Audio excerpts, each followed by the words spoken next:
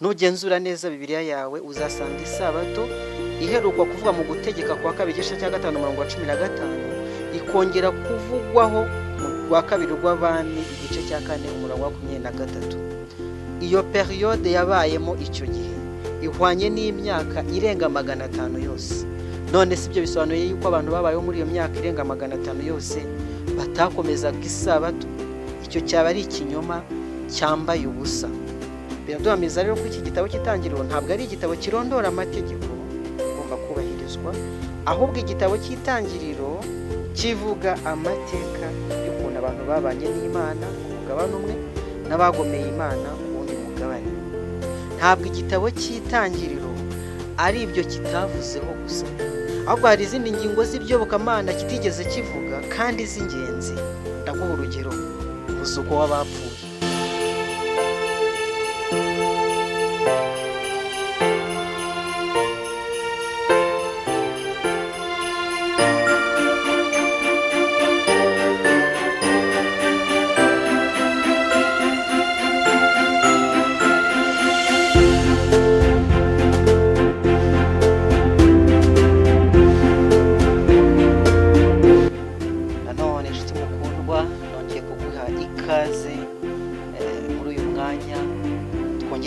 Kuri iyi platform Umucyo w'Isabato, Uwiteka ahabwa icyubahiro.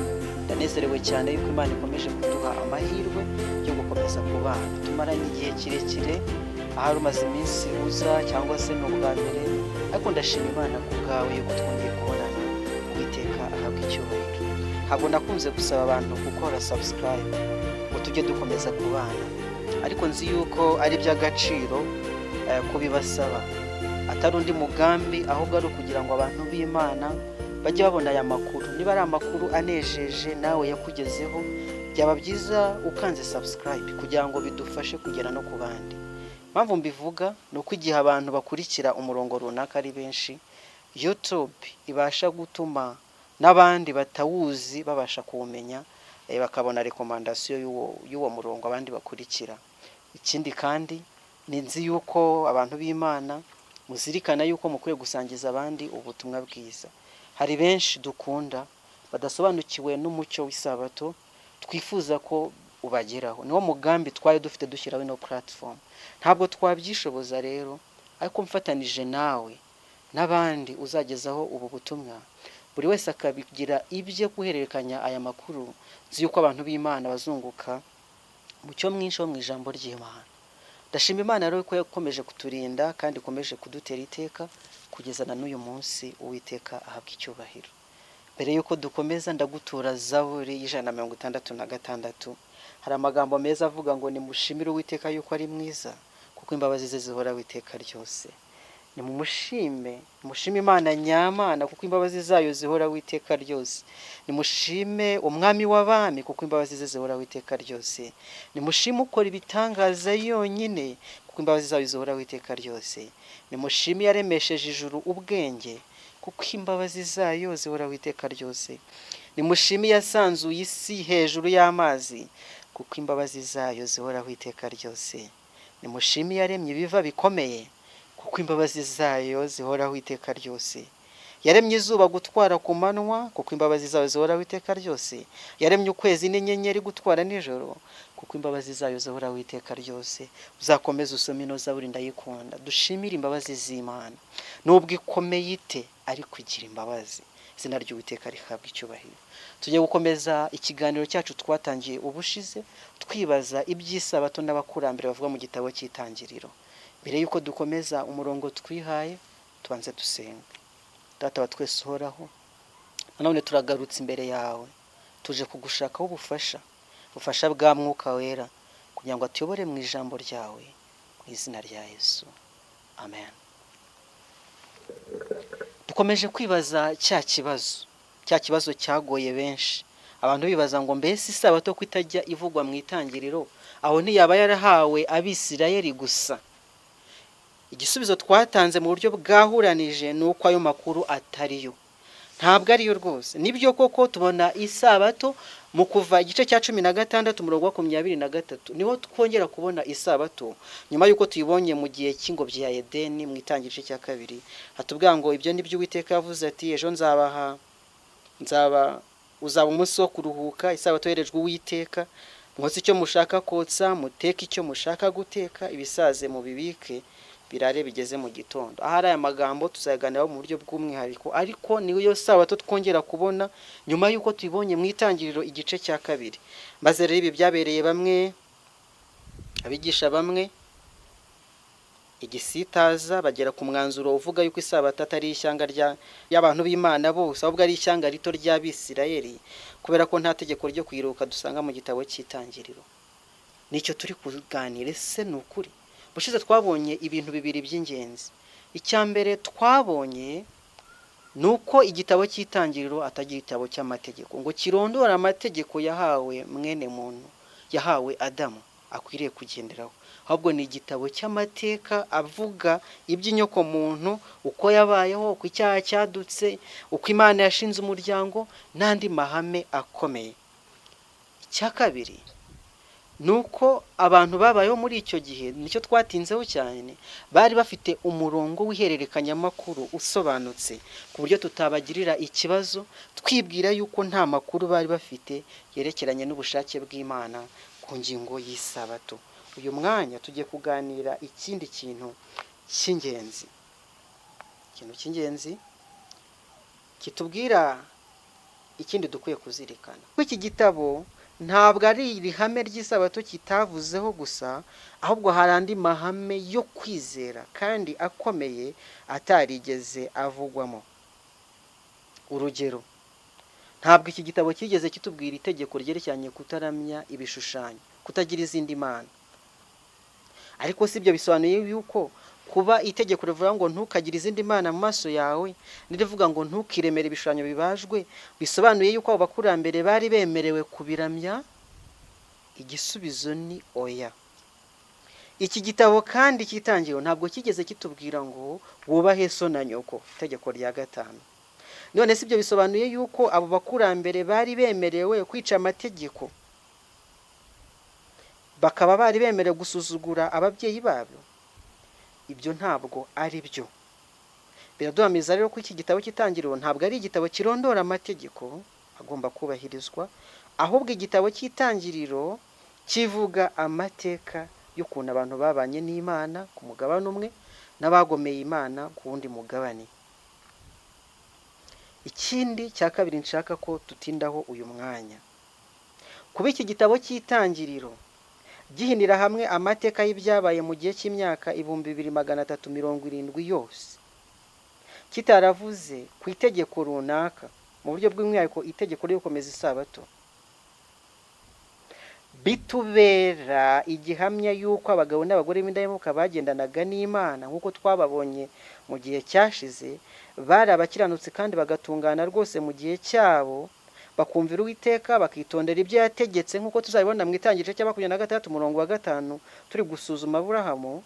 Nta kabuza ko bari basobanukiwe kandi bakagenda mu bushake bw'Imana ku byerekeye isabato. Aya makuru yose twayarebanye mu buryo bw'umwihariko mu gihe cyashize.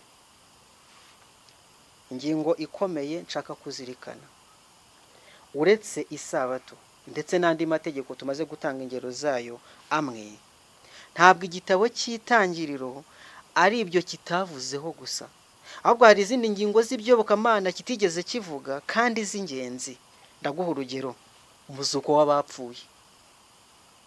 Umuzuko w'abapfuye ni ihame rikomeye mu byo twizera, kuko n'ibyiringiro by'umugisha dufite ko nyuma y'ubu buzima hari ubundi.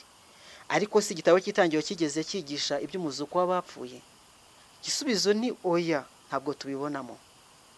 Ariko kandi tujya kureba Henoki, turabona yari asobanukiwe iby'umuzuko w'abapfuye, yari asobanukiwe iby'urubanza rw'Uwiteka, umunsi ukomeye w'urubanza rw'Uwiteka ndetse ukomeye cyane.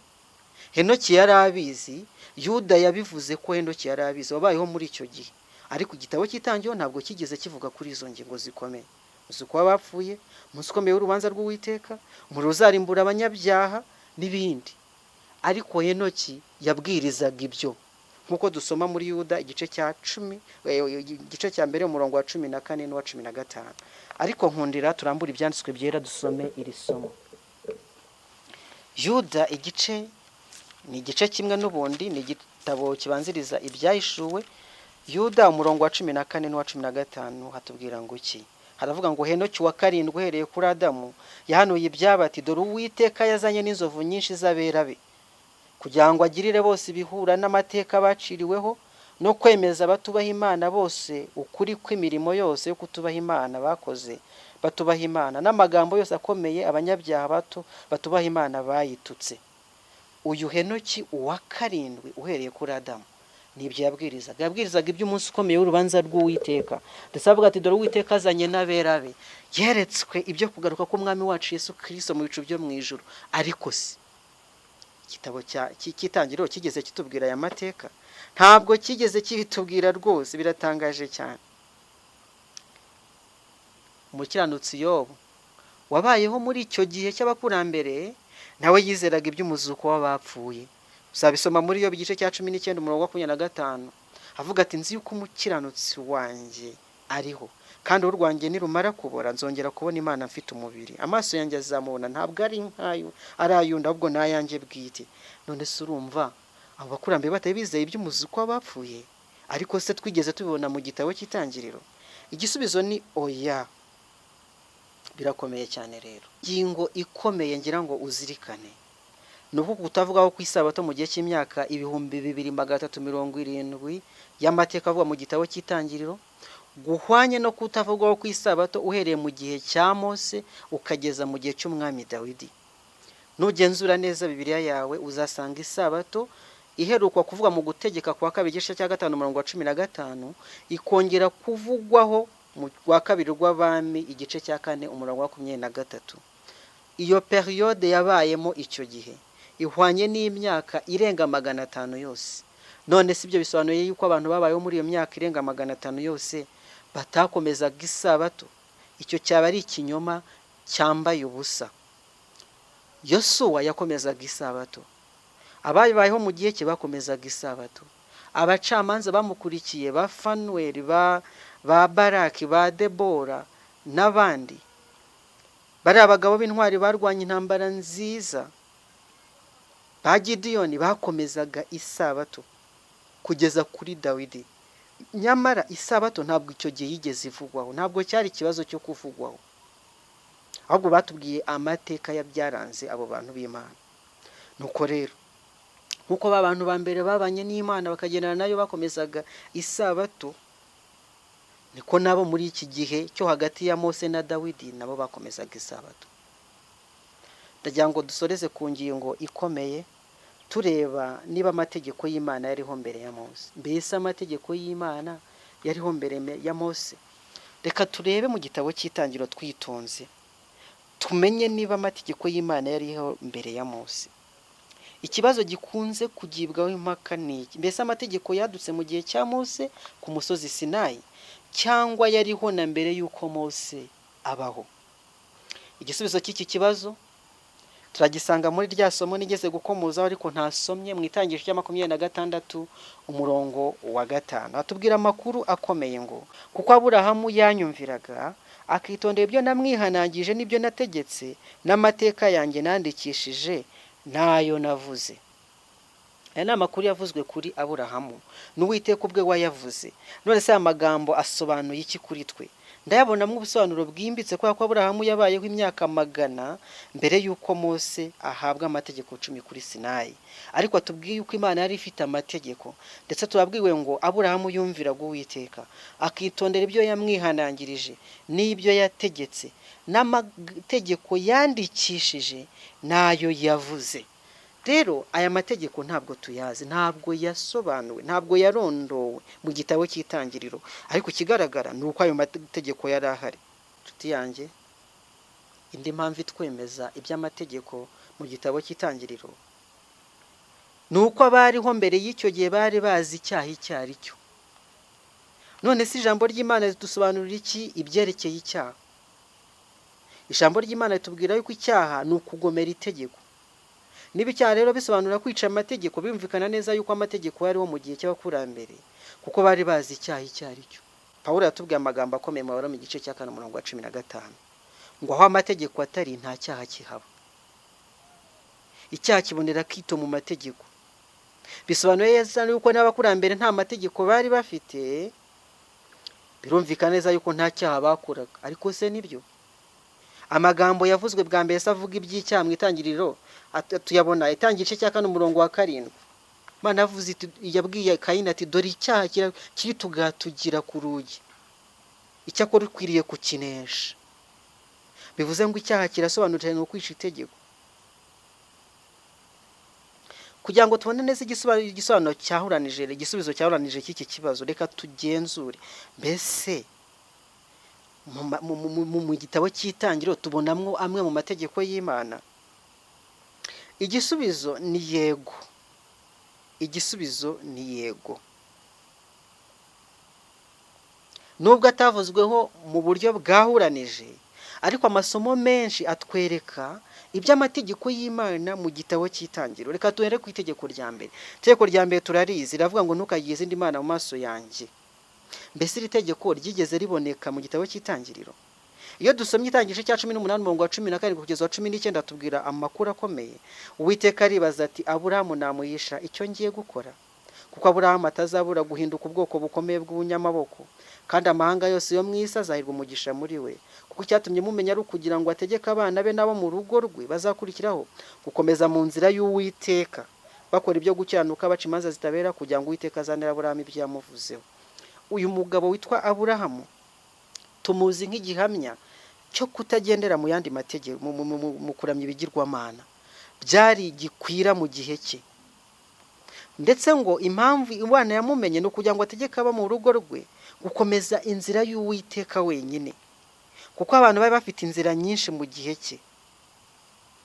Itegeko rindi twavugaho ni itegeko rya kabiri, ritubwira ngo ntukiremere ibishushanyo bibajwe, ntukabyikubita imbere, n'andi magambo akomeye.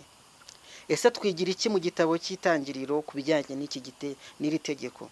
Nidusoma amateka y'umukurambere wacu Yakobo, dusanga mu gitangiriro igice cya 35 imirongo 4 ibanza itubwira ibya Yakobo ava mu gihugu mu gihugu yari yarahungiyemo asubiye iwabo. Baratubwira ngo Imana ibwira Yakobo iti haguruka uzamuka ujye i Beteli utureyo, ubakire igicaniro Imana yakubonekeyeyo ubwo wahungaga Esawu mwene so. Maze yakubabwira abo mu rugo rwe nabo bari kumwe bose ati mukureho imana z'abanyamahanga ziri muri mwe. Imana z'abanyamahanga niki? Ni bya bishushanyo bisengwa. Mwizirure mwambare indi myenda, duhaguruke tuzamuke tujye i Beteli, nanjye nzakurikirayo, nzubakirayo igicaniro Imana yanyumviye ku munsi w'amakuba yanjye. Ikintu bakoze niki? Baha Yakobo imana z'abanyamahanga zose bari bafite n'impeta zari ku matwi yabo. Yakobo abisha munsi y'igiti cyitwa umwera cyari hafi y'Ishekemu. Mbere yuko bafata urugendo rwo kuramya Imana, babanje kwitandukanya n'utumana duto babanaga natwo muri icyo gihe. Mbese ubwo Yakobo yarasobanukiwe yuko kwiremera ibishushanyo ari itegeko rigenga abantu b'Imana? Yego rwose. Ariko ntujya kureba itegeko rya gatatu, ritubwira ngo ntukavugire ubusezerano ry'Uwiteka, nta kimenyetso tubona mu itangiriro. Itegeko rya kane tumaze kubivuga, ntabwo turibona kerekeza muri ya magambo abanza mu itangiriro rya 1 kugeza 3 atubwira yuko ijuru n'isi n'ibimwe byose bimaze kuremwa Uwiteka yaruhutse ku munsi wa 7 ikawuha umugisha ndetse ikaweza. Itegeko rya gatanu ubahe so na nyoko. Iri tegeko naryo ntabwo ryavuzwe mu buryo bwahuranije, ariko igihe turebe amateka ya Nowa amaze gukira umwuzure, nyuma y'umwuzure tubwirwa inkuru yuko Nowa atangiye guhinga, yahinze uruzabibu maze aza kunywa vino. Igice cya 9 ku murongo wa 10 kugeza 25. Igihe yari amaze kunwa, Hamu se wa Kanani abona se yambaye ubusa, abibwira bene se bari hanze. Shemu naye afite ibendo umwambaro bawushyira ku bitugu byabo bombi, bagenza imigongo batwikira ubwambure bwa se. Ariko wa mwana we yari yisekeye, ajya guhuruza abandi ngo baze barebe. Nta kubaha kwari kubirimo. Icyabayeho nuko Nowa yavumye uwo mwana we umuvumo ukomeje cyane. Aravuga ati Kanani avumwe, azaba umugaragu w'abagaragu kuri bene se. Kubera iki? Kubera ko atubashye. Kandi twamaze kubona ko itegeko ry'Uwiteka rya gatanu ritubwira ibyo kubaha ababyeyi n'abaturuta, ni itegeko rikomeye cyane kandi ririmo n'umugisha. Riravuga ngo kugira ngo urame. Uyu nguyu yabaye ikivume kubera yuko atubashye. Turebye mu mabereho ya Yakobo, tubwirwa yuko Yakobo yumviraga se na nyina. Uzabisoma mu Itangiriro igice 28:7. Birumvikana ko iryo tegeko abantu b'Imana barigenderagamo, ndetse tumaze kubona yuko utararigendeyemo yagezweho n'umuvumo utangazwa n'iryo tegeko. Itegeko rya gatandatu ryo ritubwira ngo ntukice, ryavuzweho inshuro nyinshi, ntabwo twabirondora, ariko reka tuvuge amasomo abiri gusa.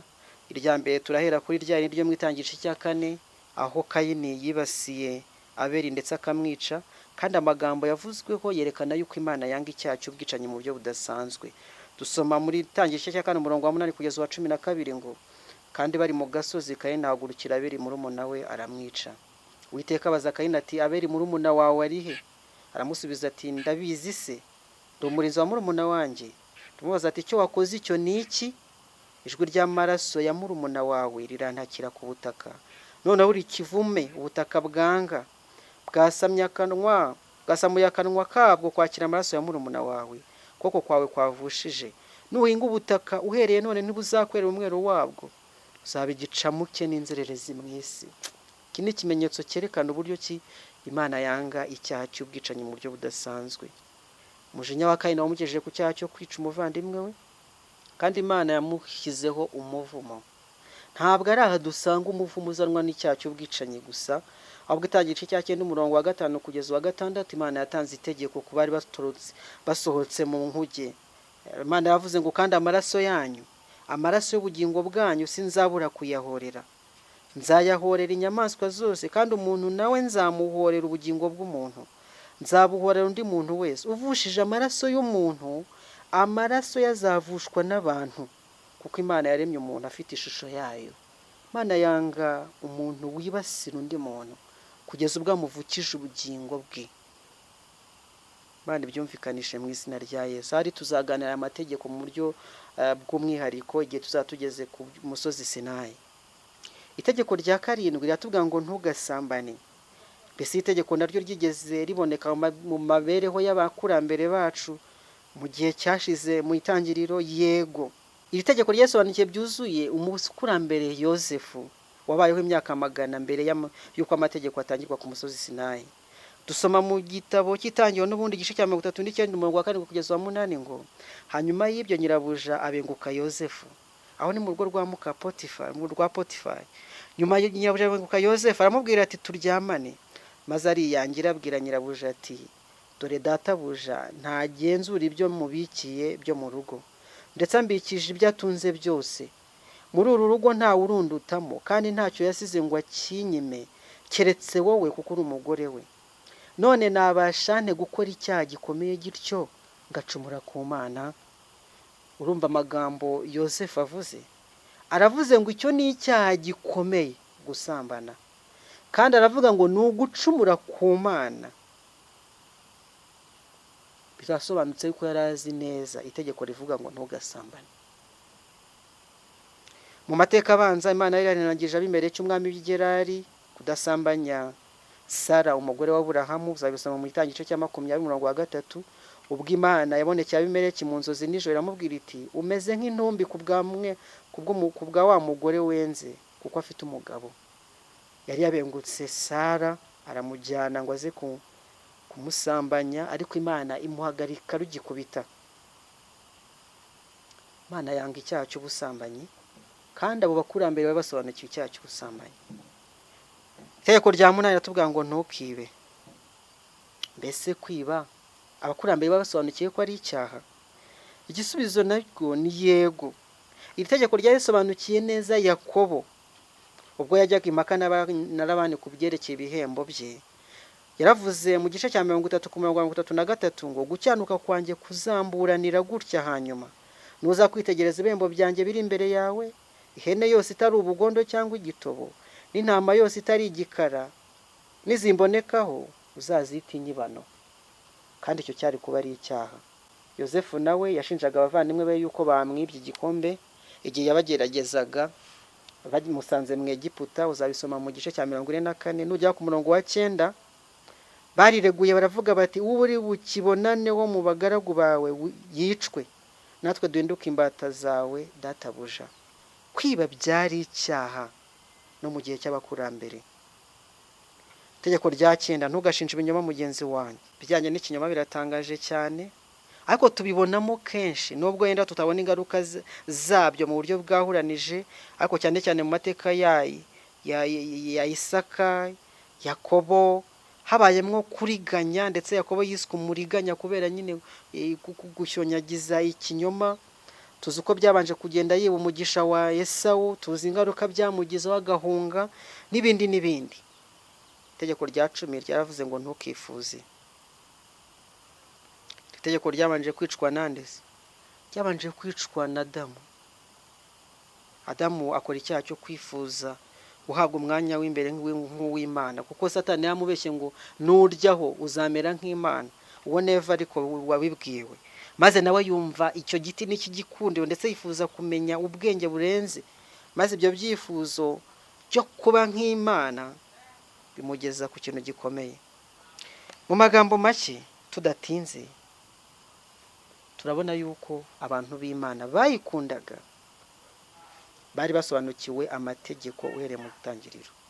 Amagambo nshaka gusorezaho, rwa mbere rwa Yohana igice cya 5 umurongo wa 5, umurongo wa mbere kugeza uwa 3. Uwizeye wese yuko Yesu ari Kristo niwe wabyawe n'Imana, kandi ukunda wese yabyaye akunda n'uwabyawe nayo. Iki nicyo kitumenyesha ko dukunda abana b'Imana, nuko dukunda Imana tugakurikiza amategeko yayo. Kuko gukunda Imana ari uko twitondera amategeko yayo, kandi amategeko yayo ntabwo arushya. Igihe tuburanya Imana tugaragaza yuko abantu b'Imana badasobanukiwe amategeko yayo, tuba tuyise inyabinyoma. Ngo nituvuga ko tuzi Imana nitwitondera amategeko yayo, turi abanyabinyoma. Nituvuga ko tuyikunda nyamara tutakurikiza amategeko yayo, turabeshya. Kuko gukunda Imana nuko twitondera amategeko yayo. Tumaze kuganira amagambo akomeye atwereka uburyo abakurambere bari basobanukiwe n'ubushake bw'Imana mu mategeko yayo, uhereye kuri Adamu, Aburahamu, ba Henoki, ba Nowa n'abandi. Nta rujijo rwari bafite kubiri ibingi, kubabeshyira yuko batagendaga mu mategeko y'Imana no gutsemba itorero ry'Imana. Muri icyo gihe twabasha gutandukanya Aburahamu gute se n'abavandimwe be bene Tera batakurikiye inzira y'Imana? Twabasha gutandukanya abakurikiye inzira y'Imana gute n'abagiye kubaka umunara w'Ibabeli? Twabasha gutandukanya barokotse umwuzure gute na babandi barimbuwe nawe?